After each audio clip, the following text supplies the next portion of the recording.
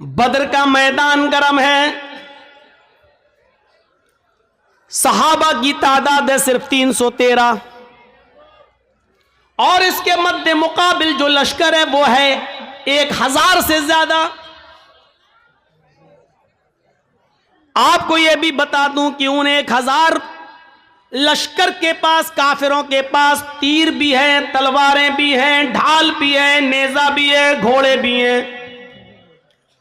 वो सब नौजवान हैं, हट्टे खट्टे तंदुरुस्त हैं और सारी चीजें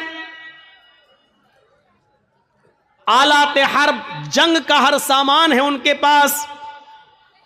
और उनके मुकाबले में कितने हैं? 313। और ये 313 कौन है?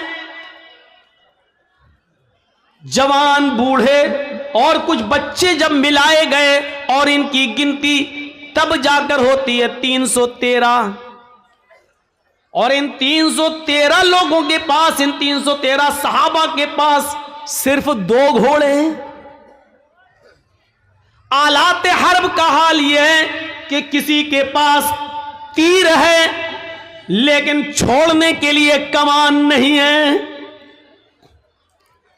किसी के पास कमान है लेकिन छोड़ने के लिए तीर नहीं है,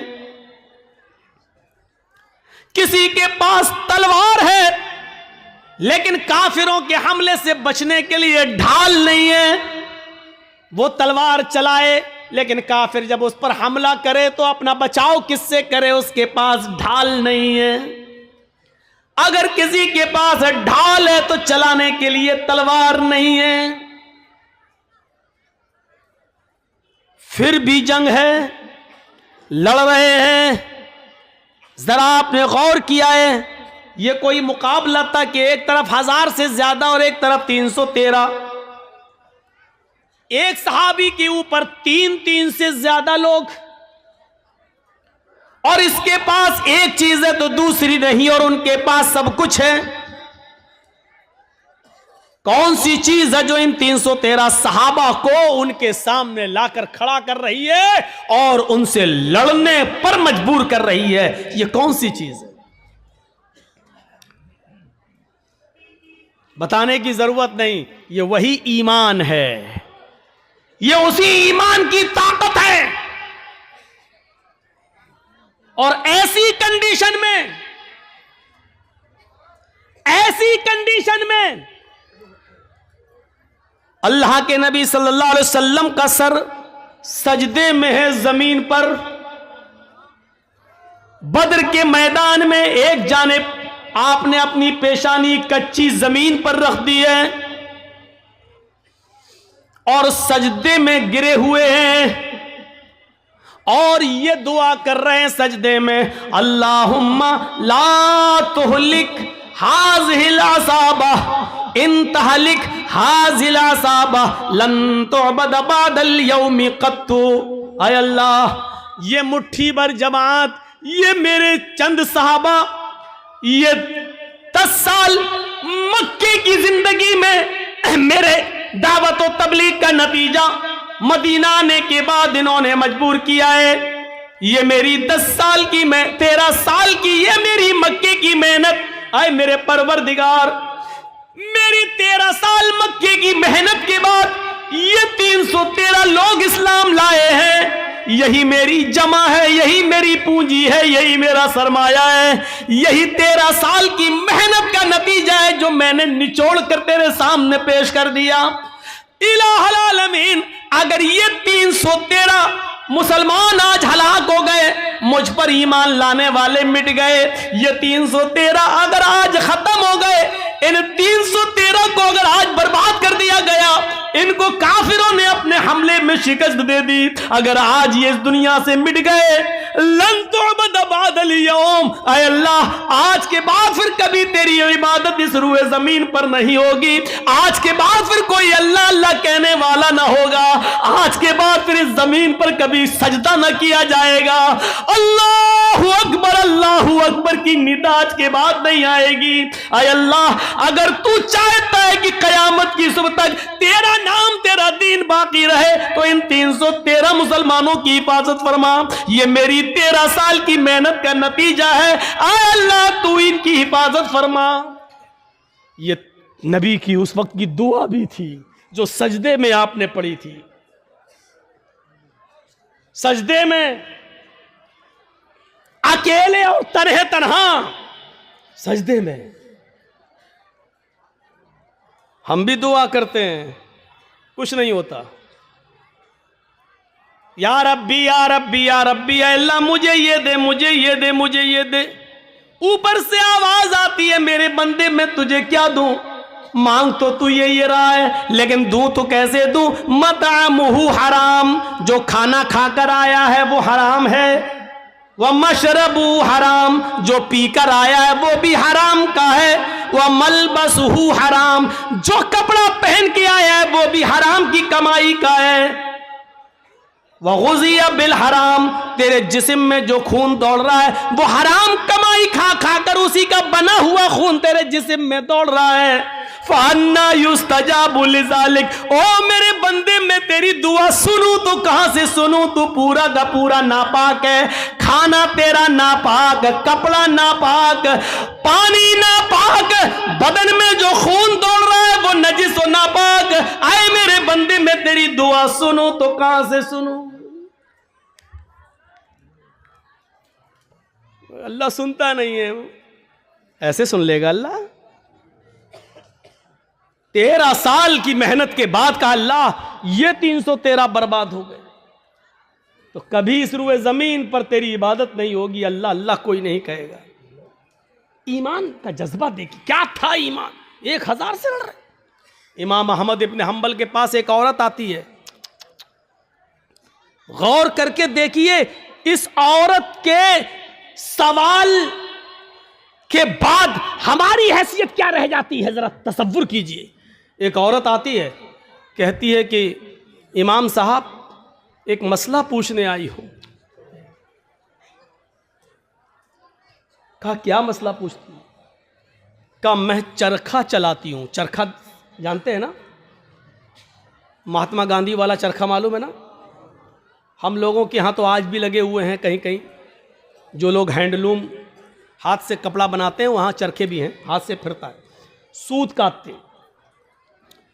तो क्या कहती है इमाम अहमद इब्न हंबल से वो औरत कि इमाम साहब मैं चरखा चलाती हूँ और दूसरे लोगों का सूत मजदूरी पर काटती हूँ और उनसे मजदूरी लेती हूँ। कभी कभी मैं रात में भी चरखा चलाती हूँ। जब मेरे पास तेल होता है। इस औरत के सवाल के बाद हमारी हैसियत क्या रह जाती है? सुने हमारी माँ बहनें, औरतें ऐसी भी गुजरी हैं। सिर्फ लाइट मारने वाली औरतें हर वक्त नहीं होती हैं। सुने इमाम साहब, मैं कभी कभी रात में भी चरखा चलाती हूं। जब मेरे पास चिराग जलाने के लिए तेल होता है तो मैं चिराग जलाकर उसकी रोशनी में चरखा चलाती हूं, सूत काटती हूं। इमाम अहमद इब्न हंबल फरमाते हैं अल्लाह तुम्हारी रोजी में बरकत दे, रिस्क में बरकत दे। कहा इमाम साहब कभी कभी चिराग में तेल नहीं होता हमारे पास, लेकिन हमारे पड़ोस में खुला हुआ आंगन है, हमारे पड़ोसी का खुला हुआ आंगन है। कभी कभी उस आंगन में रोज चिराग जलता है, वो मेरे पड़ोसी का चिराग है, लेकिन वो अपने घर में अपने आंगन में चलाता है और उस आंगन में उस चिराग की रोशनी कभी कभी मेरे घर पे आती है। अगर मैं उस रोशनी में चिराग जला सूत फिरा लूं, उस पड़ोसी की रोशनी में अगर मैं सूत फिराऊं, चरखा चलाऊं, तो उस पड़ोस की रोशनी से जो सूत में फिराऊं और उसकी कीमत में मैं अपने मालिक से लूं तो यह कीमत मेरे लिए हलाल होगी या हराम होगी? क्या मैं उस रोशनी में जो चरखा चलाकर जो पैसा कमाऊं वो मेरे लिए जायज होगा या नाजायज होगा? तसव्वुर करो, इमाम अहमद इब्न हंबल कश खा के चक्कर खा के गिर जाते हैं कि इस दुनिया में, इस दौर में ऐसी औरतें भी मौजूद हैं जो तकवे का ऐसा मायार अपने अंदर पैदा की हुई हैं, ऐसा मायार अपने अंदर पैदा की हुई हैं। इस तकवे की रोशनी में जरा तसव्वुर करो, हम कहाँ हैं, हमारी रोजी क्या है, हमारा माल क्या है, हमारी इनकम क्या है, हमारी इनकम आ कहाँ से रही है। इस औरत के सवाल के बाद हम तसव्वुर करें कि हम कहाँ खड़े हैं। फिर कहते हैं कि ये हमें परेशान कर रहा, वो हमें परेशान कर रहा, फलां का अज़ाब। कुछ नहीं, हमारे आमाल हमें परेशान कर रहे हैं, हमारे करतूत हमें परेशान कर रहे हैं, हमारी बदअमली हमें परेशान कर रही है। अहमद इब्न हंबल रहमतुल्लाह अलैह ने कोई जवाब नहीं दिया, सिर्फ इतना कहा, अय अल्लाह की बंदी, अगर तुम्हें लगता है,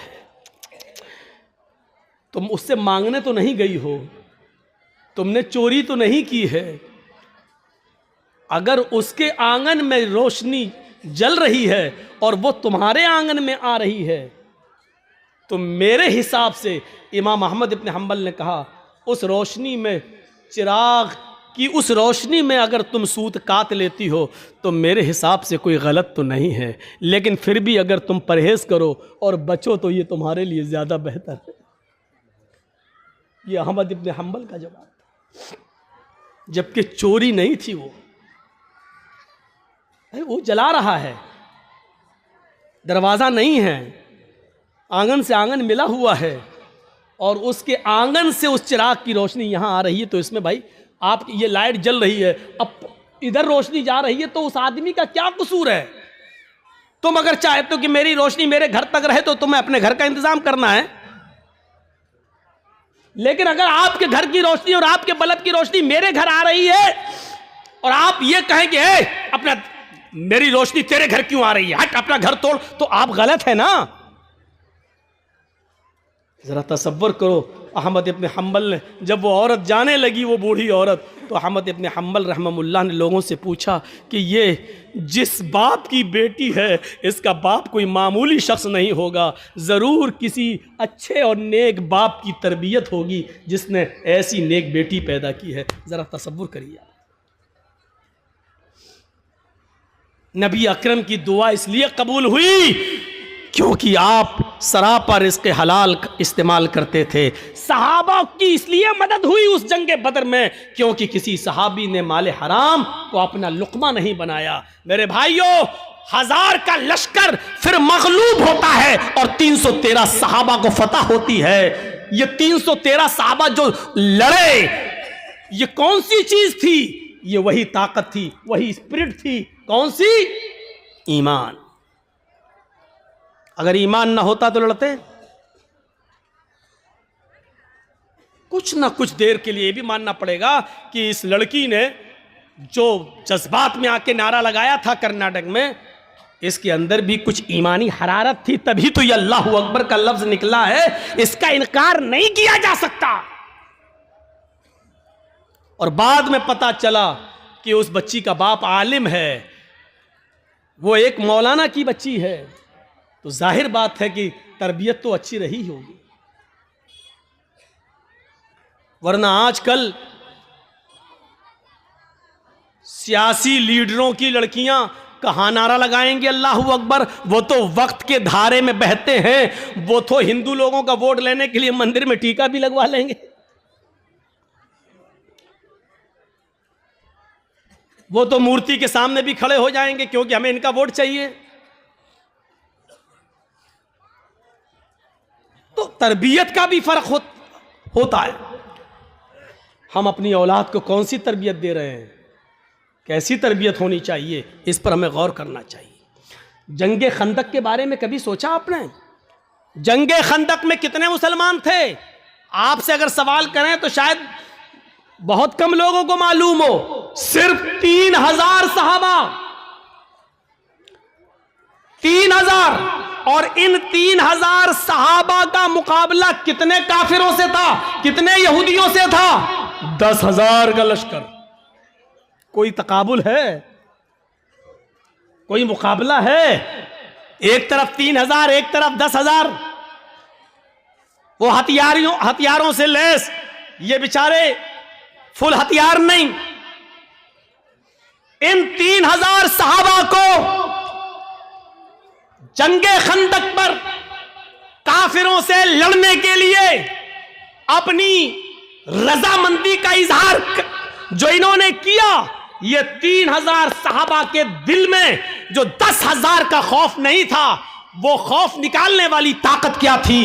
अगर आपसे सवाल करें तो मेरी इतनी तकरीर के बाद जो 1 घंटे से ज्यादा बोलते हुए मुझे हो गया, आप इस नतीजे पर पहुंच गए होंगे कि 3000 सहाबा जो 10,000 के मुकाबले में खड़े हुए हैं और लड़ रहे हैं, ये सिर्फ ईमान की ताकत थी। वो 10,000 से नहीं डर रहे हैं, वो सिर्फ ईमान की ताकत है। उनके दिलों में अगर डर है तो सिर्फ एक अल्लाह का डर है, वो किसी का खौफ उनके दिलों में मौजूद नहीं है। और जीते, उनको फतह हुई, उनको कामयाबी मिली। हम ये सारी चीजें भूल जाते हैं, हमें इस बात का एहसास नहीं होता है। भैया जल्दी निकल जाओ, बताओ ये कहां जा रहा होगा? इसकी तो शादी भी नहीं हुई है, कहां भाग रहा है?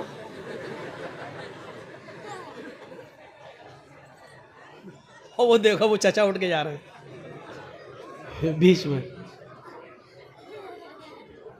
बीच में जब कोई उठता है तो मुझे पता नहीं क्यों इतना डर लगता है।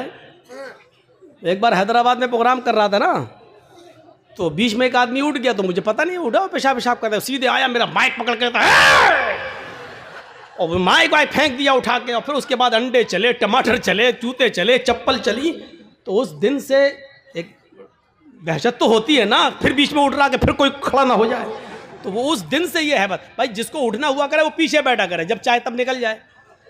जो आदमी आगे बैठते हैं उनको मालूम है ना उनको कितनी बार पेशाब आता है, ज्यादा आता तो पीछे बैठो। और मेरी तकरीर हो रही है, पता नहीं पेशाब क्यों नहीं रोक पाते हैं आप लोग। लोग तो दिल की धड़कनें रोक लेते हैं। एक बार डॉक्टर के पास गया, डॉक्टर मेरा, हमने कहा डॉक्टर साहब जरा वो देख लीजिए मेरा पल्स। बोला नहीं नहीं नहीं तुम्हारा तो हाई होगा। हमने कहा अरे देख लीजिए डॉक्टर साहब, उसके बाद दवा। लेकिन आप, मैं मान नहीं सकता, हमें वो थर्मामीटर लगाने की ज़रूरत ही नहीं है, आपका पल्स देखना ही नहीं है, आपका वो क्या बोलते हैं उसको, बीपी, वो आपका हाई होगा, वो कुछ बड़ा ही होगा, नीचे नहीं हो सकता है। मैंने कहा डॉक्टर साहब सुन पड़ रहे हैं, हाथ पैर जरा कपकपी सी हो रही है। कहता कि जब आपकी तकलीफ सुन के हम लोगों के लेवल हाई हो जाते हैं, हम लोगों का बीपी हाई हो जाता है, तो आपका कैसे लो हो सकता है? उसने चेक नहीं किया, अल्लाह की कसम चेक नहीं किया, ऐसी दवा दे दिया। बोला आपका नहीं करेंगे, हमें कसम है हम भी नहीं करेंगे आपका, और नहीं किया। पता नहीं, वो देखो बेचारे, देखो अब क्या करेंगे घर जाकर। अच्छा जितना बोलते हैं उतना और लोग उठते हैं। थोड़ी देर बैठ जाओ भाई, थोड़ी देर बैठ जाओ। अब उनको क्या बोले हम,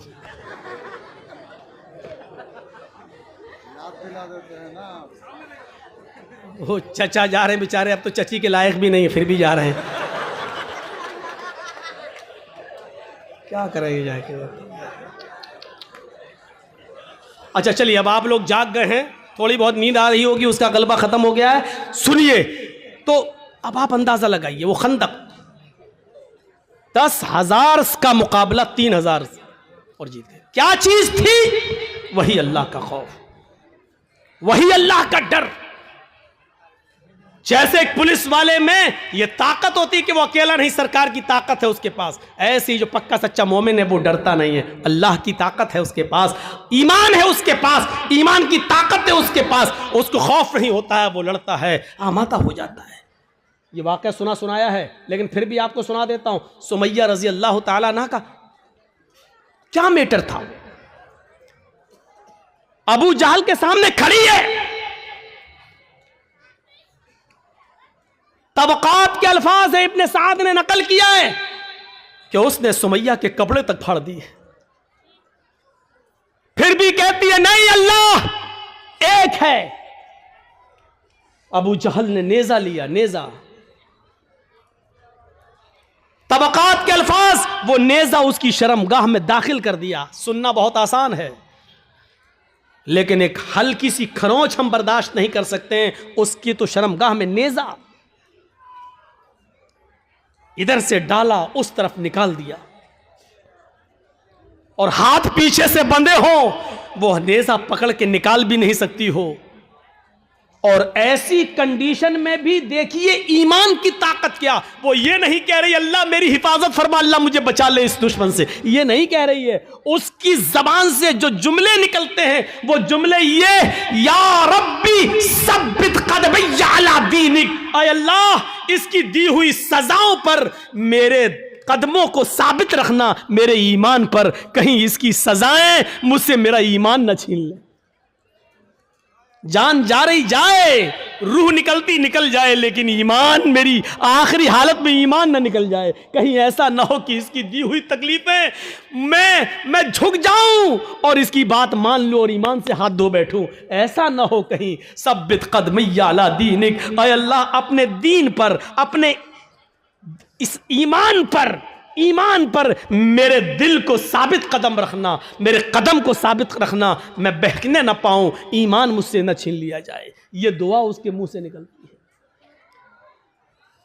है। हम लोग तो जलसा ख़त्म होने के बाद कहते हैं अल्लाह जब तक ज़िंदा रखना ईमान पर, इस्लाम पर रखना, और जब ख़ात्मा हो तो ईमान पर हमारा ख़ात्मा फरमाना। हो गई तकरीर, ख़त्म, जाओ।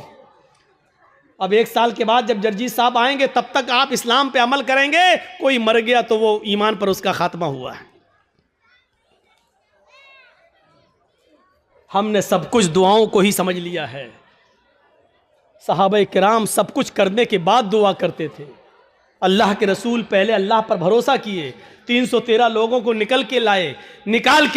313 सहाबा ने अपनी जिंदगी अपनी हथेली पर रख ली, सर पे कफन बांध लिया कि अब घर लौट के नहीं जाना है। 1000 का लश्कर सामने, अब अल्लाह के नबी दुआ कर रहे कि अल्लाह अगर ये 313 मिट गए तो कभी जिंदगी में तेरा नाम लेने वाला कोई नहीं होगा। अब ये तू सोच ले, ऐ मेरे परवरदिगार, इनको जिंदा रखना है या नहीं। अगर तुझे अपनी इबादत बाकी रखना है तो हमारी हिफाजत फरमा, अगर अपनी इबादत बाकी नहीं रखना है तो हम मरते हैं मर जाएं, कोई परवाह नहीं। मेरे भाइयों तसव्वुर करो, हमने क्या किया अपने आप को। बस हराम खाते जा रहे हैं कि अल्लाह हमें हराम खाने से बचा ले। सारी बुराइयां, हम शराब पीते जा रहे हैं, फिर कह अल्लाह हमें शराब की लत लग गई, अल्लाह हमें शराब से बचा ले। अल्लाह के बंदे पहले सब कुछ छोड़ फिर दुआ कर। अल्लाह के बंदे पहले हराम छोड़ और हलाल खा और उसके बाद दुआ करके अल्लाह मुझे अब जो हलाल खाया है इसी पर कायम रखना। अल्लाह हराम का लुक्मा मेरे हलक के नीचे ना उतरने पाए। अब दुआ करो, हराम खाते जाओ और दुआ करो अल्लाह हराम से बचा ले। शराब पीते रहो और दुआ करो अल्लाह शराब से बचा ले। बेपर्दगी के साथ हमारी माँ बहन बेटियां निकलती रहो और दुआ करे अल्लाह हमें पर्दा करने की तौफीक अता फरमा। जिंदगी में नहीं मिलेगी ऐसी तौफीक। इन्नल्लाह ला युगय्यिरु मा बिक़ौमिन हत्ता युगय्यिरु मा बिअनफुसिहिम। अल्लाह किसी कौम की हालत उस वक्त तक नहीं बदलता जब तक कि कोई कौम अपनी हालत को खुद बदलने की फिक्र नहीं करती है। पहले हमें चेंज होना पड़ेगा, पहले हमें बदलना पड़ेगा। पहले जमाने की औरतें अगर अपने बच्चों को बद्दुआ भी देती थी तो उसमें भी दुआ निकलती थी। बच्चा शरारत कर रहा है, कभी ये कभी वो उठाया फेंक दिया, कभी माँ परेशान, हाय हाय हाय माँ परेशान, और माँ ने गुस्से में अपने अंदाज में बद्दुआ दी। लेकिन आप इसको बद्दुआ नहीं कह सकते हो। जब देखा कि बच्चा बहुत शरारत कर रहा है तो बद्दुआ देते हुए कहा अल्लाह तुझे काबे का इमाम बना दे। गुस्से में बद्दुआ भी दी तो उसमें भी दुआ छलक रही थी। यानी उस जमाने की औरतों को गुस्से में भी ऐसी बद्दुआएं नहीं मालूम थी कि जो बच्चों की जिंदगी तबाह कर दे। हमारी माओ की जबान से क्या निकलता, कुत्ते मर जाओ, परेशान करके रख दिया। अब कुत्ता कहती जा रही है, अब ये नहीं सोच रही कि कुत्ते की अम्मा कौन हुई, लेकिन कह रही कुत्ते मर जाओ, और पता नहीं क्या क्या वो कह देती है। एक बच्चा शरारत कर रहा है और जब तंग आ गई मां तो गुस्से में रोते हुए कहती चल अल्लाह करे तुझे काबे का इमाम बना दे। और पता नहीं कौन सी घड़ी में ये दुआ निकली और अर्श वाले ने इसको कबूल फरमाई और वो बच्चा फिर काबे का इमाम बनकर निकला। और ऐसा इमाम बना कि आज जिसको आज सुदैस के नाम से याद किया जाता है, कारी सुदैस, ये काबे के जो इमाम आज भी मौजूद हैं, ये उसी माँ की दुआ का नतीजा है जो उसने गुस्से में दी थी और अल्लाह ने उस बच्चे को काबे का इमाम बनाया जो आज भी काबे का इमाम है। जरूर उस माँ ने अपनी हलक के नीचे कभी हराम लुकमा नहीं उतारा होगा। अगर हराम लुकमा खाया होता तो ये दुआ कबूल ना होती। जरूर उस माँ की रगों में हलाल खून दौड़ रहा था और हलाल खून दौड़ने की दुआ का नतीजा था कि वो बच्चा काबे का इमाम बना। अगर आप चाहती हो कि हमारे बच्चे इब्न तैमिया बने, हमारे बच्चे सनाउल्लाह मरसरी बने, हमारे बच्चे इब्न क़य्यिम बने, इब्नुल जौज़ी बने, हमारे बच्चे अहमद इब्न हंबल बने, हमारे बच्चे इमाम मालिक की तरह बने, तो आए मेरी माँ बहनों, तुम्हें अपनी रगों में हलाल खून दौड़ाना पड़ेगा, हलाल रोजी खाना पड़ेगी, रिज़्क़ हलाल का एहतिमाम करना होगा। आधी रोटी सही लेकिन हलाल, भूखा सो जाना गवारा है लेकिन हराम लुकमा खाना गवारा ना हो, तब तुम्हारे कोख से पैदा होने वाले बच्चे इब्न तैमिया बनेंगे, इब्न क़य्यिम बनेंगे, सनाउल्लाह बनेंगे, इमाम मालिक बनेंगे, अहमद इब्न हंबल बनेंगे, तब बनेंगे। सब कुछ खाती रहो और कहो कि अल्लाह हमारे बच्चे को काबे का इमाम बना दे, नहीं हो सकता है। ये तल्ख जुमले तुम्हें सुनना पड़ेंगे।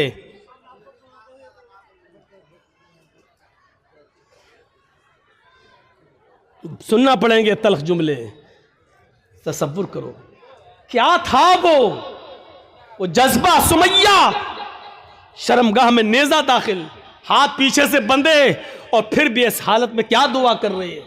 आप ये नहीं कहोगे आपका बेटा हॉस्पिटल में भर्ती है, वेंटिलेटर पर रखा हुआ है, या कोई बाप वेंटिलेटर पर रखा है, आप हमारे पास आएंगे, जर्जीत साहब महलदार पाड़ा में आए, जुमे का खुतबा देना है, आप पर्ची लेके आएंगे, मौलाना साहब जुमे के खुतबे में के बाद हमारे अब्बू के लिए दुआ कर दीजिए, अल्लाह उनको शिफाए कामिला अता फरमाए। ऐसे मौके पर भी आपको इस दुआ की फिक्र होगी कि हमारे अब्बू के लिए दुआ कर दो कि अल्लाह उनको शिफा दे, लेकिन इस मौके पर दुआ ये नहीं होगी कि अल्लाह रब्बुल आलमीन से ये दुआ कीजिए कि मेरे बाप का खातिमा ईमान पर हो, वो इस दुनिया से जाए तो गुनाहों से पाक व साफ जाए, अल्लाह मेरे बाप को गुनाहों से तौबा करने की तौफीक अता फरमा। ये दुआ आप नहीं करवाएंगे मस्जिद के इमाम से और जर्जीत साहब से, आप दुआ ये करवाएंगे कि कहो अल्लाह ताला उनको शिफाए कामिला और आजिला अता फरमाए। मैं ये नहीं कह रहा हूं कि ये दुआ करना गलत है, जायज है, लेकिन सुनो हजरत सुमैया ने उस मौके पर यह नहीं कहा अल्लाह मेरी हिफाजत फरमा, अल्लाह इसने नेजा मारा है तू मुझे शिफा दे, अल्लाह मेरी शर्मगाह में जो जख्म हो गया है उसको ठीक कर दे। उसने ये दुआ नहीं की, उसने दुआ ये की या रब्बी सब्बित कदमैया अला दीनिक, अल्लाह अपने दीन पर, अल्लाह ईमान पर मेरे कदम को साबित रख दे, अल्लाह ऐसा ना हो कि इसकी तकलीफें मुझसे मेरा ईमान छीन ले। ये क्या चीज थी? ये ईमान था, ये ईमान था। ये कौन सा जज्बा था? आइए जरा मुझे इस जज्बे की तरफ लेकर चलिए और बताइए ये कौन सा जज्बा था कि हजरत इब्राहीम अलैहिस्सलातु वस्सलाम को हुक्म होता है कि अपनी बीवी हाजरा को और छोटे बच्चे इस्माइल को बियाबान जंगल में छोड़कर चले आओ। इब्राहीम अलैहिस्सलाम अपनी बीवी हाजरा को और उस बच्चे को लेकर जा रहे हैं। उस वक्त तक बीवी को पता नहीं कि ये मुझे लेके कहां जा रहे हैं। मेरा शौहर है, जहां जा रहा है मैं भी जाऊंगी, मेरा शौहर है, मुझे उनके साथ चलना है, मेरे पति है, मुझे उनके साथ जाना है। चंद दिनों के सफर के बाद एक बियाबान जंगल आ जाता है। उस बियाबान जंगल के अंदर अपनी बीवी को छोड़ देते हैं, अपने बच्चे को छोड़ देते हैं। हाजरा को उसी जंगल में छोड़ दिया। इस्माइल जो अभी अपनी मां का दूध पीते हैं उसी जंगल के अंदर छोड़ दिया। थोड़ी देर बैठते हैं, सस्ताते हैं और फिर वहां से जाने लगते हैं। इस मंजर पर जरा गौर कीजिए मेरे साथियों, यह मंजर हमें कुछ और बताता है। उस बियाबान जंगल में छोड़ दिया। आज जिस जंगल को हम मीना के नाम से जानते हैं, मीना की वादी के नाम से जानते हैं, उस जंगल में छोड़ दिया है।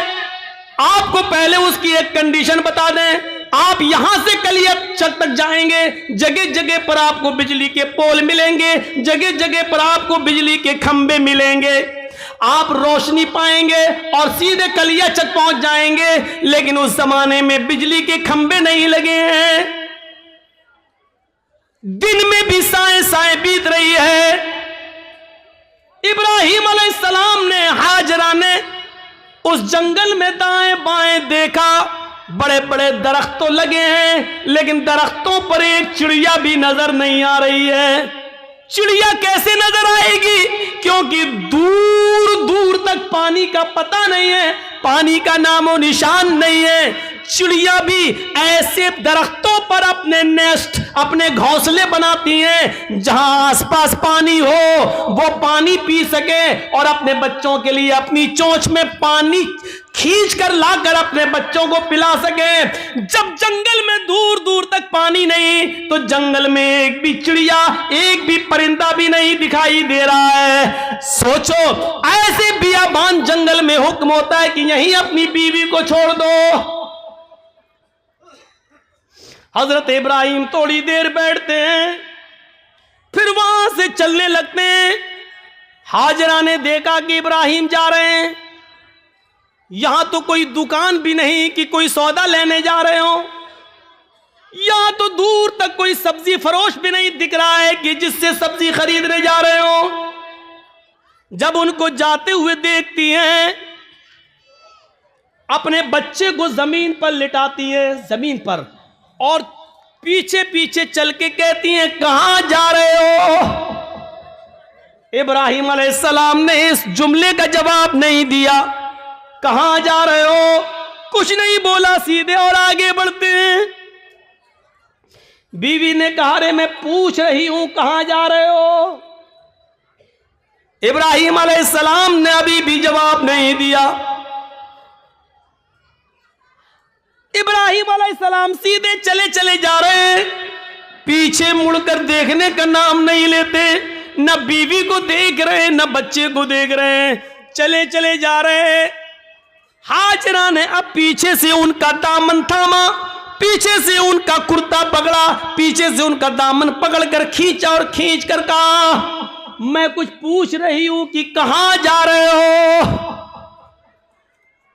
हजरत इब्राहिम अलैहिस्सलाम ने ऐसे अपनी बीवी का हाथ पकड़ा और उसको यूं पकड़ के झटक दिया और आगे बढ़ने लगे।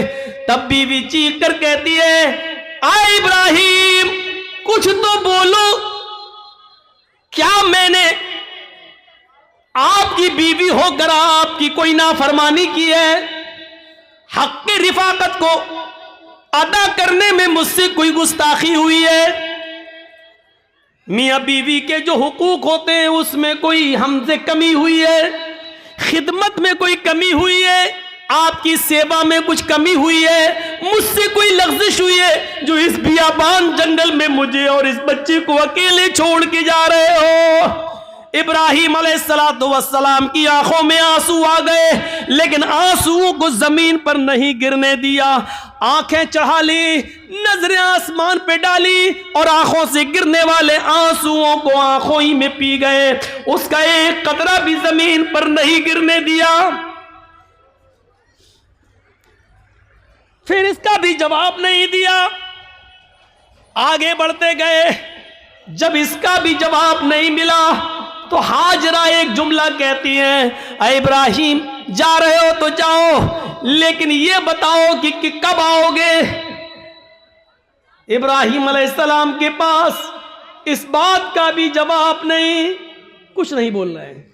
आगे बढ़ते चले जा रहे हैं, खुशी खुशी लाए, अच्छी बातें करते हुए लाए, बीवी से प्यार भरी बातें करते हुए लाए, लेकिन जब जंगल में छोड़ा तो ऐसे पीठ फेर ली जैसे ये मेरी बीवी ही ना हो। जो पूछ रही है उसका भी जवाब नहीं, बीवी के सवाल भी गलत नहीं है, सही कह रही है कि मुझे अकेले, इस बच्चे को अकेले छोड़ के जा रहे हो, और वो भी इस बियाबान जंगल में, लेकिन जवाब नहीं है।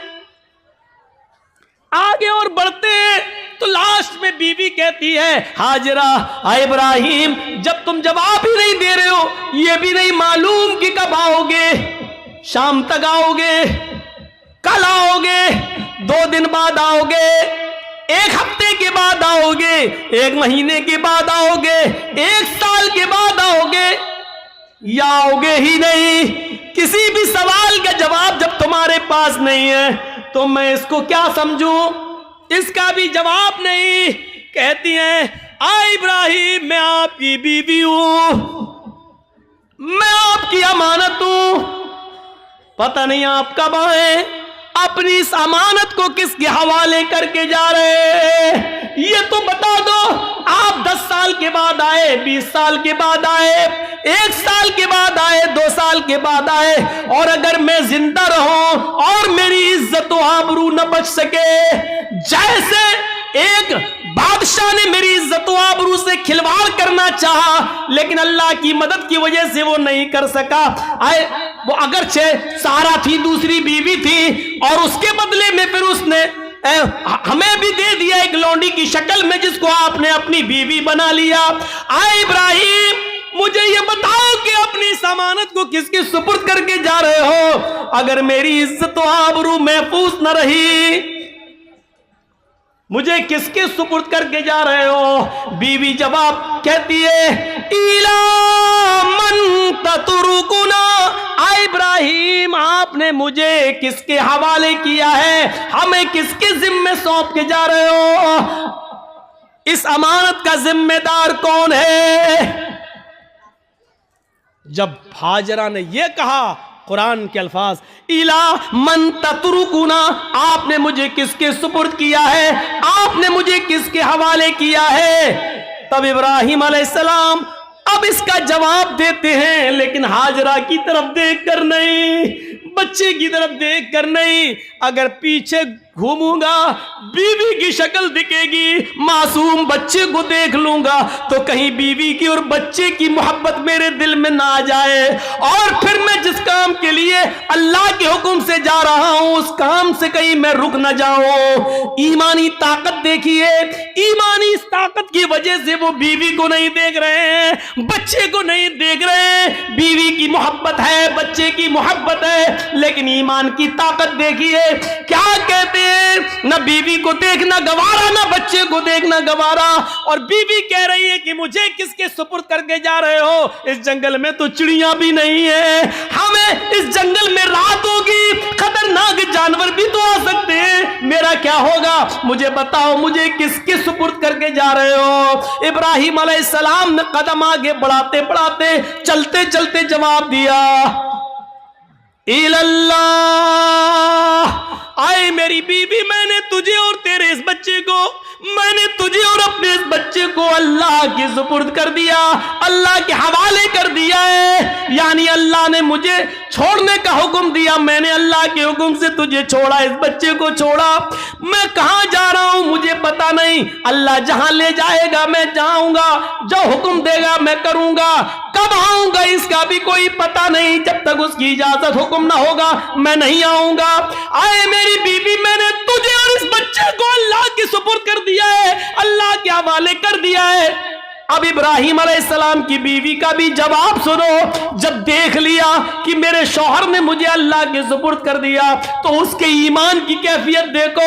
अब हाजरा के अंदर भी अल्लाह का नाम सुनकर जो ईमान पैदा हुआ, जो ईमानी ताकत आई, अब वो उस जंगल के खतरों से नहीं डर रही है, उस बियाबान जंगल से नहीं डर रही है, उस जंगल के अंदर रात में कितने खतरनाक जानवर आएंगे उनसे नहीं डर रही है। इब्राहिम से कहती है, जब आपने मुझे अल्लाह के सुपुर्द कर दिया, अल्लाह के हवाले कर दिया, जाइए, अब आपको रुकने की जरूरत नहीं है। इज़ल्ला युज़िउदल्लाहु अबदा, आ इब्राहिम, मेरी तरफ से और बच्चे की तरफ से बेफिक्र हो जाइए, चिंता मत करिए, घबराइए नहीं, अल्लाह हमको जाये नहीं करेगा, अल्लाह हमको बर्बाद नहीं करेगा, अल्लाह हमारा नुकसान नहीं करेगा, क्योंकि आपने मुझे अल्लाह के हवाले कर दिया है, अल्लाह के सुपुर्द कर दिया है। ये होती है ईमान की ताकत जो आज हमारे अंदर नहीं है। ये ईमान जब हमारे अंदर नहीं है तो जिल्लत तो आएगी, रुसवाई तो आएगी। अल्लाह ने इसी ईमान के बारे में कहा था, वला तहनु वला तहज़नु व अंतुमुल अअलौना इन कुंतुम मोमिनीन। हम इज्जत देंगे, बुलंदी देंगे, लेकिन ईमान पहले पैदा करो अपने अंदर, मोमिन बनकर दिखाओ। हाजरा ने मोमिना बनकर दिखाया, इब्राहिम ने मोमिन बनकर दिखाया, तो अल्लाह की मदद भी आई और बुलंदी भी मिली। अब देखो अल्लाह की मदद कैसे आती है, जब ईमान इनके अंदर पैदा हो गया। इब्राहिम ने अपने ईमान का हक अदा किया, हाजरा ने भी ईमान का हक अदा किया। अभी तक पीछे पीछे दौड़ रही थी कि बताओ मेरा क्या होगा। लास्ट में कहती है कि मुझे किसके सुपुर्द करके जा रहे हो। जवाब मिला अल्लाह के। फिर हट जाती है और कहती है अब जाओ हमारे और बच्चे की तरफ से बेफिक्र हो जाना, अल्लाह ने जो हुक्म दिया उसको करिए, अल्लाह हमें जाये नहीं करेगा, अल्लाह हमें बर्बाद नहीं करेगा। वो उस बियाबान जंगल में रुक जाती है, उसी जंगल में रहने लगती है। गौर करो कि उस जंगल में 2 या 3 दिन के लिए ही पानी था, 2 या 3 दिन के लिए सत्तू था, इसके अलावा हाजरा के पास कुछ नहीं था। सत्तू खत्म हो जाते हैं, पानी खत्म हो जाता है, कोई काफिला भी वहां से गुजरता नहीं है। क्यों कोई काफिला गुजरेगा, कोई बस्ती भी आबाद नहीं है, दूर दूर तक पानी का पता नहीं है। मैं मां हूं, 2-4 दिन भूखी प्यासी रह सकती हूं, लेकिन ये मासूम बच्चा है जो मेरा दूध पीता है। जब मुझे कुछ मिलेगा नहीं तो दूध बनेगा कैसे? मैं खाऊंगी तो दूध बनेगा, जब दूध बनेगा तो बच्चा पिएगा। मैं प्यासी हूं, 2-4 दिन रह सकती हूं, लेकिन बच्चे को प्यासा कैसे रखा जा सके? गौर करो, तमाम शक्को शुबहात उस औरत के दिल में है, लेकिन अल्लाह पर भरोसा है, ईमान है अल्लाह की जात पर। अपने बच्चे को लिटाती है, कहती है चलो कोशिश करके देखती हूं पानी मिल जाए। दाएं देखा, बाएं देखा, उसको कुछ नजर नहीं आ रहा था। सामने एक पहाड़ी नजर आई, उस पहाड़ी के ऊपर चढ़ जाती है, अपने बच्चे को जमीन पर छोड़ती है, उस पहाड़ी के करीब जाती है। उस पहाड़ी का नाम है सफा। उस पहाड़ी पे चढ़कर, ऊंचाई पे चढ़कर नीचे की तरफ देखती है। हम तो मस्जिद की छतों पे चढ़ के चांद को ऊपर की तरफ देखते हैं, ईद का बकरीद का चांद। वो ऊंचाई पर चढ़कर नीचे की तरफ देखती है, शायद इस पहाड़ी के नीचे कोई बस्ती रहती हो, कोई गांव हो, कोई अल्लाह के बंदे रहते हो, और मैं उनसे थोड़ा सा पानी मांग लूं बच्चे को पिलाने के लिए। वो जिस उम्मीद के साथ गई, उसकी उम्मीद पूरी नहीं हुई। पहाड़ी पे चढ़ के नीचे देखती है, लेकिन वहां कोई बस्ती नहीं है, कोई आबादी नहीं है, कोई गांव नहीं है। उसने उस बस्ती, उस पहाड़ी पे चढ़ के फिर घूमकर दूसरी तरफ देखती है कि उधर भी एक पहाड़ी नजर आ रही है। चले उस पहाड़ी के ऊपर चढ़ के देखे, शायद उधर पानी मिलता हो, या उस बस्ती के, उस पहाड़ी के नीचे कोई बस्ती आबाद हो। वो वहां से चलती है, कुछ देर रुक के चलती है, स्लो चलती है, और बच्चे की प्यास जब उसके दिमाग में आती है तो थोड़ा सा तेज दौड़ती है, तेज दौड़ती है, फिर थोड़ा सा स्लो होती है। वो 2-3 बार तेज दौड़ती है, 2-3 बार स्लो दौड़ती है। सफा से मरवा जाती है, लेकिन मरवा जाने के बाद भी उसको कोई बस्ती नजर नहीं आती। अब उसको मालूम है न सफा के नीचे कोई बस्ती है, न मरवा पहाड़ी के नीचे कोई बस्ती है, लेकिन बच्चे की प्यास जब देखती है तो बार बार जाती है, शायद कोई आने वाला आदमी मिल जाए, कोई काफिला मिल जाए, मैं किसी से पानी की चंद घूंट मांग कर बच्चे को पिला दूं। बच्चा अंगूठा अपने मुंह में रख के चूस रहा है। हदीस की किताबें कहती हैं सफा और मरवा के दौड़ दौड़ कर हाजरा ने 7 चक्कर लगा लिए। सफा से मरवा 1, मरवा से सफा 2, सफा से मरवा 3, मरवा से सफा 4, सफा से मरवा 5, मरवा से सफा 6, और फिर सफा से मरवा 7। फिर मरवा से सफा पर नहीं आई, 7 चक्कर लगाकर ना उम्मीद हो गई कि अब पानी नहीं मिलेगा, तो अपने बच्चे के पास आकर बैठ गई। नजरें आसमान पे डाली। इलाहुल आलमीन, तुझे मालूम है, तू सब कुछ जानता है, तेरी जात से कोई चीज छिपी हुई नहीं है। 3 दिन पहले जब मेरा हस्बैंड, मेरा शौहर जा रहा था, मैंने उससे पूछा मुझे और इस बच्चे को किसके हवाले करके जा रहे हो? उसने कहा इल्लल्लाह, अल्लाह के हवाले। इलाहुल आलमीन, मेरा पति मुझे तेरे सुपुर्द करके गया है, इस बच्चे को तेरे सुपुर्द करके गया है। मैंने भी यकीन दिलाया अल्लाह मुझे जाए नहीं होने देगा। इलाहुल आलमीन, मैंने आज तक अपने पति की अमानत में खयानत नहीं की है। मेरे पति का ये बेटा, मेरा ये बच्चा आगे चलकर दीन की खिदमत करेगा, मैंने दीन के लिए वक्फ कर दिया है। आय अल्लाह, मेरे इस बच्चे के लिए ग़िज़ा का इंतजाम फरमा दे, पानी का इंतजाम फरमा दे। दिल से जो आह निकलती है वो असर रखती है, पर नहीं ताकत परवाज मगर रखती है। ऊपर से अल्लाह रब्बुल आलमीन ने जिब्रील को हुक्म दिया, आए जिब्रील क्या देख रहे हो? मेरी बंदी मुझे पुकार रही है और मेरा बंदा इब्राहिम इन दोनों को, इस्माइल और हाजरा को मेरे सुपुर्द करके गया है। अगर मेरे सुपुर्द करने के बाद भी ये दोनों भूखे और प्यासे मर गए तो फिर दुनिया से विश्वास उठ जाएगा, फिर ईमान किसके अंदर पैदा होगा? आए जिब्रील, जाओ, जिस जगह इस्माइल एड़ियां रगड़ रहे हैं उसी जगह पर तुम अपना पर मारो और फिर मेरी कुदरत का करिश्मा देखो। जिब्राइल आए और उसी जगह पर मारा और पानी का चश्मा उसी जगह फूट गया। इब्राहिम, इस हाजरा ने देखा कि पानी का चश्मा निकल गया तो वो रोकने लगी। पानी है वो बह रहा है, वो रोक रही हैं, इधर ना चला जाए, उधर ना चला जाए। वो समझ रही थी शायद अभी ये थोड़ी देर के लिए बंद हो जाएगा, तो समेट रही हैं और जज्बात में कह रही, पानी तो बहता जा रहा है, वो ऐसे लेती चुल्लू, ऐसे रोक रही हैं और कहती जम जम। अबरानी जबान का लफ्ज जम जम, अरे कहां जा रहा, रुक रुक रुक, जम जम, जम जम का मतलब रुक रुक, ठहर जा।